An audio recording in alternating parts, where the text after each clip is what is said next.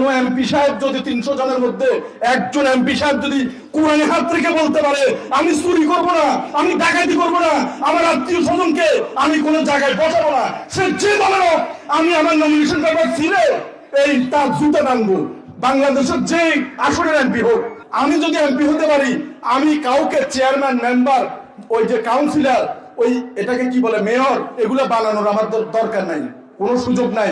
কিন্তু যাদের পিছনে আপনারা নাচতেছেন, যাদেরকে আপনারা ওই ক্ষমতায় বসাবেন, তারা তাদের যে লোকগুলো এখন ঘুরতেছে, তারা বলবে যে তুই সিএনজি স্ট্যান্ড এটা খাবি, তুই রিক্সা স্ট্যান্ড খাবি, তুই টেম্পো স্ট্যান্ড খাবি, তুই বাস স্ট্যান্ড খাবি, আর তুই মেয়র হবি, তুই ইউপি চেয়ারম্যান হবি, তুই কাউন্সিলর হবি, আর তুই মেম্বার হবি।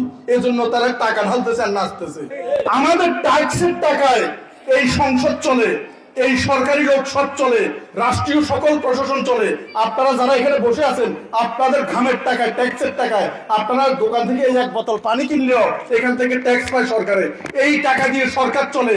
অথচ এই আমাদের উপরে, আমাদের একজন রিক্সাওয়ালা, ঠেলা গাড়িওয়ালা, ভ্যান গাড়িওয়ালা, একজন মসজিদের ইমাম সাহেব সহজে ডিসি অফিসে ঢুকতে পারে না, এসপি অফিসে ঢুকতে পারে না, ওই বিচারপতির বাসভবনের সামনে দিয়েও হাঁটতে পারে না, এবং প্রধান উপদেষ্টা তো দূরের কথা, প্রধানমন্ত্রী তো আরো বড় কথা, এই পর্যন্ত যাইতে পারে না। কিন্তু তাদের দরজা থাকবে খোলা। একজন এমপি হলে তার পিছনে পুলিশ ঘুরে, নেতা ঘুরে, বডিগার্ড ঘুরে। আপনার যখন মরার এত ভয়, তাহলে সংসদে আপনি কেন যান?